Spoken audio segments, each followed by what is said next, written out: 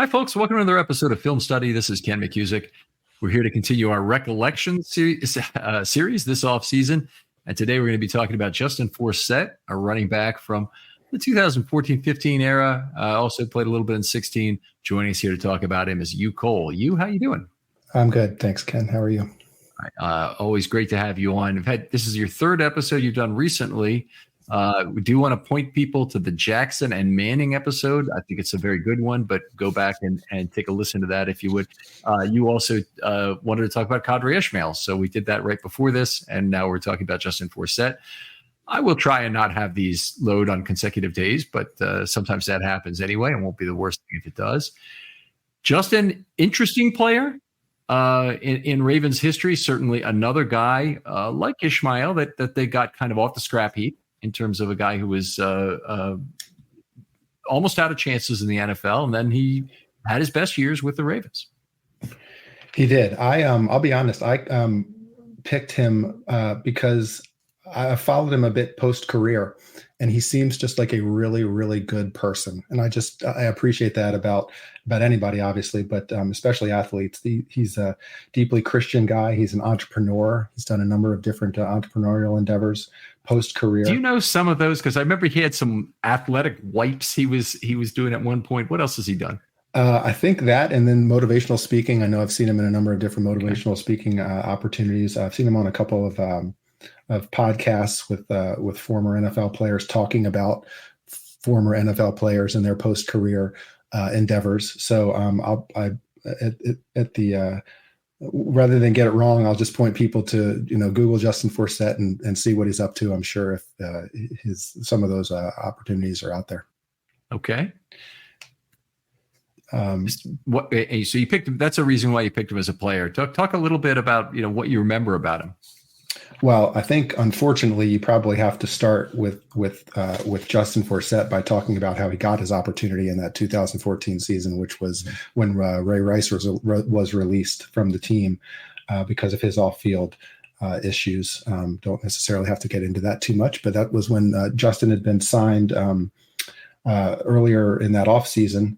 And was sort of sitting behind Bernard Pierce, and I don't know if Taliaferro was on the team already when Forsett was brought in.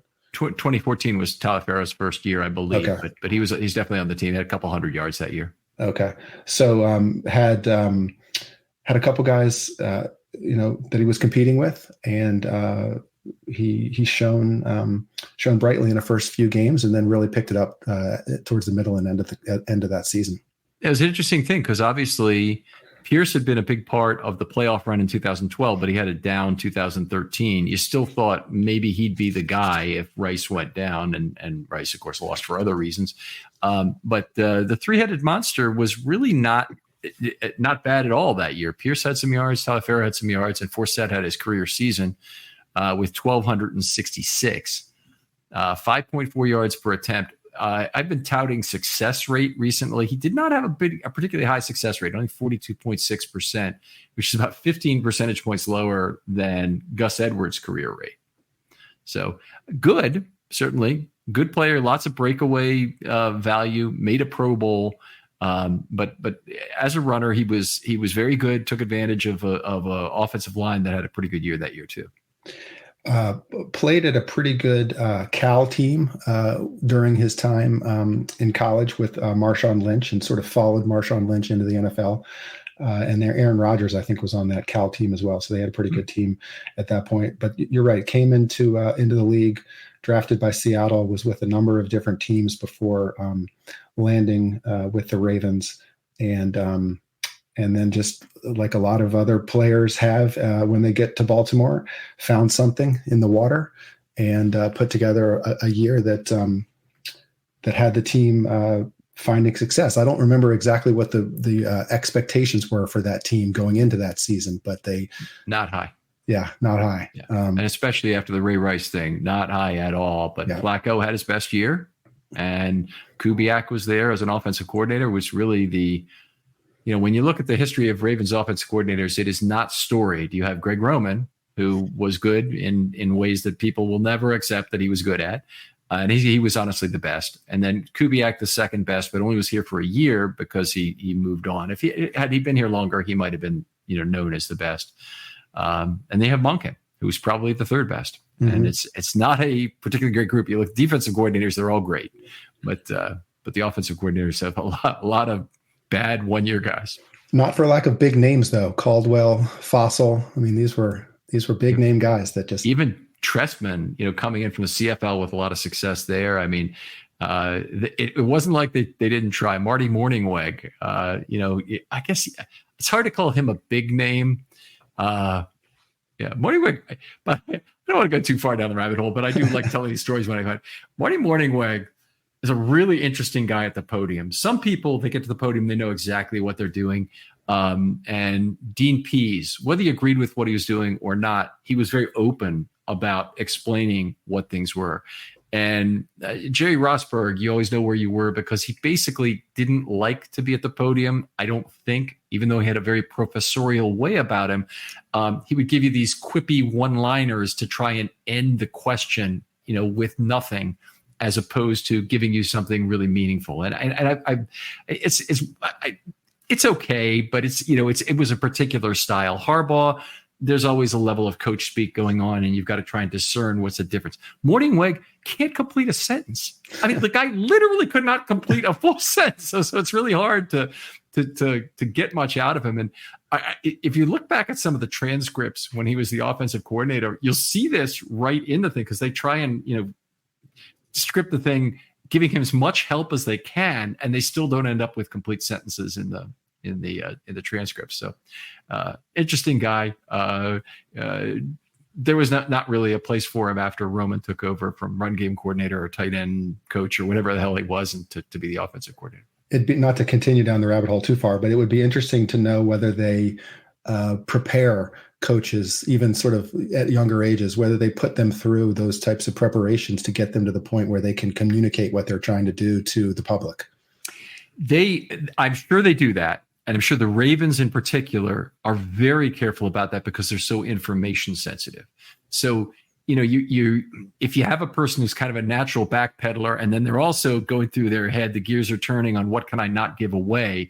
It's a bad combination for people who aren't, natural public speakers anyway. And I think Morningweg probably falls into that category. He's not the most natural guy, but there was one time that I particularly remember all three of the Ravens quarterbacks coming to the podium on the same day. And it was Griffin, Lamar. I guess it was Griffin, Lamar, and Flacco, or was it the next year that they had another backup quarterback other than Griffin, who would have been the third guy. But whoever it was, the difference was really between Lamar and Griffin. And each of the three PR guys who were there, they kind of stand off to the side and they end the interview, and they they'll say one more question or whatever, but they try and get the player from stepping on his own feet and whatnot. And Lamar, was having a standard kind of a difficult day at the podium. It's, gets questions. He's not completely comfortable up there at this point in his career, 2018, 2019. And Griffin looked like he'd literally jumped out of a broadcast booth to be on this podium. And somebody, I think it might have been Justin Forsett, but it was one of the, and it wasn't him because he wasn't still around. It was some running back. I tell you who it was Javorius, Buck Allen. I'd come up and there was some kind of joke he was making, inside joke about socks, and he had to explain it to the group and whatnot, but he's just extremely able to pivot and facile and whatnot. And Kevin Byrne came up to him after, he goes, "You've done this before, haven't you?" Yeah, he was made to be a broadcaster, that guy. So extremely good. All right, let's get back to Justin Forsett here, because in his big year, 1,266 yards, as we mentioned. 2015, he got hurt partway through the year, but he did play 10 games, had 641 yards, which is a heck of a season, frankly, for a running back. I think what I remember most about him is just, there are a couple things, but one is how sure-handed he was. He only had one fumble in his entire Ravens career and 503 touches, which is terrific. You don't often get that, and you want to make your coach happy as a running back, start by not fumbling. Right, especially Harbaugh. We've seen that in the past. He does the way he treats that kind of thing. Right. The other one was, a very small guy at 5'8", 190. So, not an imposing physical figure. He's built like a rock, but not an imposing physical figure. But he was an outstanding pass blocker, and it was a lot of effort. But he knew how to go low when he had to, and actually build up momentum to meet a player in the middle. And you thought he was running into a wall a lot of the time. So Forsett, extremely good in that regard. A big part of Flacco's 2014 was some of the chip and set blocks that were thrown by Forsett that season. He definitely gave Flacco additional time to throw when they would try and blitz him. And that's something that Flacco, without a good running back to pick up that extra man blitz, was really in a lot of trouble. He could be very disadvantaged. Well, it's interesting. It's very much I've never played football, but I've watched a lot of it. It's an interesting sort of two-headed process for a running back to block. It's, making the block is obviously the way you want to end it, but getting to the block without running into, another player, without impeding the quarterback, without tripping over a lineman or affecting a lineman, is a real skill in and of itself. And Forsett seemed to be really good at maneuvering his way to the block, and then was, to your point, was, courageous and strong and held his position very well. Yeah. And it's a great point, because a lot of backs will just wait and they'll set effectively way too deep. And you hear about linemen setting too deep, and it messes up any kind of exchanges if you have a stunt or even a cross blitz or something like that. Any kind of exchanges that are necessary. If the linemen aren't consistently depthized, then you don't have an easy exchange to make. Well, in the case of Forsett, you need to protect that throwing cone, and so he needed to come up, had a very good sense of space in that regard. Hey guys, I want to tell you about the Eufy Video Lock. Because when I'm not podcasting, my day job is a smart home specialist. And the Eufy Video Smart Lock is perfect. This is what you guys need to go get. It replaces the deadbolt on your door. So now you can come home without fumbling with keys. You can just type in a code. Or, even better, use your fingerprint to unlock after 1 second. You put your finger there, pops out, my door's open. It's perfect. It also is an integrated video doorbell. We've all seen the video doorbells. We all know the ones that are out there. I've seen many of them get stolen. No one's going to steal this because it's your door lock. It's impossible for them to steal. There's no monthly fee. Other ones do. But this one, it'll record locally, so you never have to pay if you don't want to. The battery, it lasts up to 4 months. Plus, it notifies you ahead of time. And I mentioned earlier 1 second fingerprint recognition. No, I meant 1 second till it opens. The AI self-learning chip will learn your fingerprint even faster, and then it opens up. Completely keyless entry. No more keys. And I know I set this up as I'm a smart home specialist, but anyone can install this. All you need is a Phillips screwdriver. That's it. And then you're done. Guys, I love this product. Make sure you check it out. Now, here's the easiest thing to do. Just go on to Google or whatever you prefer and search Eufy Video Lock. That's EUFY Video Lock. Or visit eufyofficial.com/video lock to see how you can gain complete control of your door, just like me, just like Ken.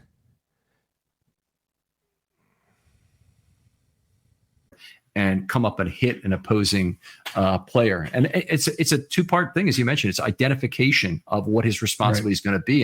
And if he has, particularly on blocks where he has an M responsibility, as we label it on our score sheet, he's choosing several gaps where that blitzer might come. And he actually has to make a judgment on to which side he keeps his leverage in order to be best able to meet the guy in that gap. So he was, anyway, a guy who I really respect as a pass blocker, both in terms of the way he would throw his body around and the way he would be able to identify that opposing player.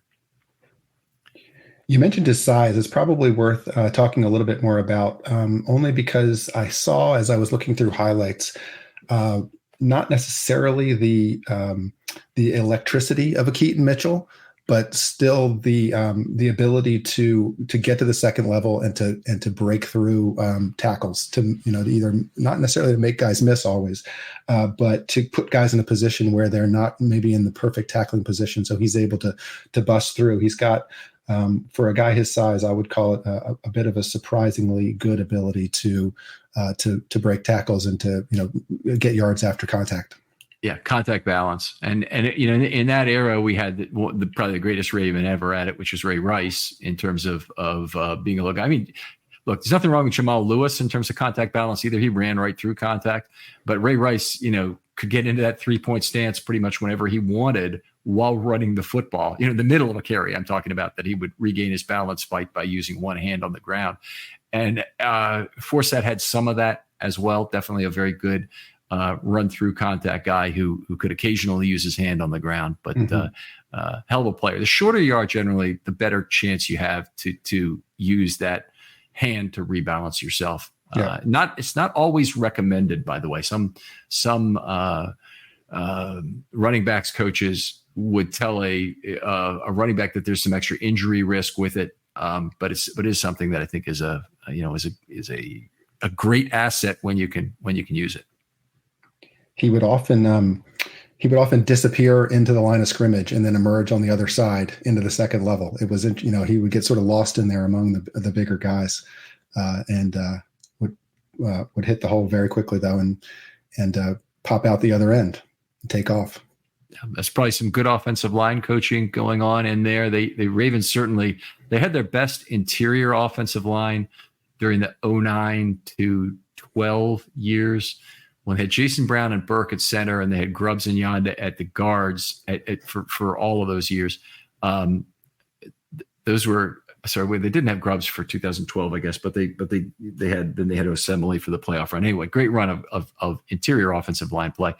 In 2014, they had some other people that were playing at guard then, but Yonda was at guard. I'm thinking left guard. Yonda's at left guard. At center, I'm trying to think of who they had in 14. It might have been Jeremy Zuda, or I may have the year off here. But whatever offensive line problems the Ravens had in that era, it was primarily at that left guard position that they consistently struggled after Osemele moved away from it. It was Zuda was the center. Is listed on PFR as the starting center for that team. Okay. All right, so he wasn't terrible, but he had some problems anchoring as a pass blocker. He better run blocker, big guy. Yeah.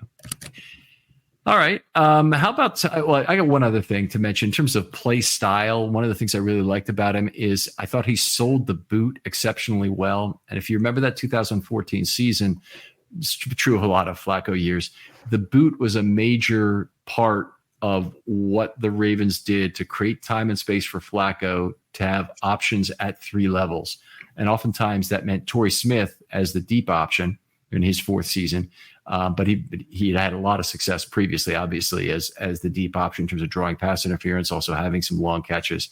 But then have an intermediate option and a short option on that. And I've always said over the years that I think the boot, if you're a non-mobile quarterback, that zone run looks a lot more dangerous than Joe Flacco booting out to the opposite side. And so Flacco got a lot of leeway there to get some additional time and space that created some decent plays. But Kubiak really was a big proponent of the boot as well.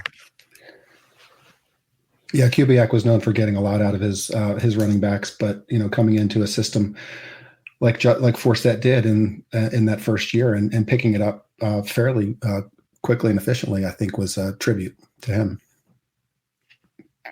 Sometimes we forget just how great Justin Forsett was, but he's actually second on the Ravens all-time list in yards per game. He's at 69.1. Jamal Lewis at 85.7 is the only guy ahead of him. So, we've had some other great running backs in terms of per touch success, and hopefully Derrick Henry is going to be that guy.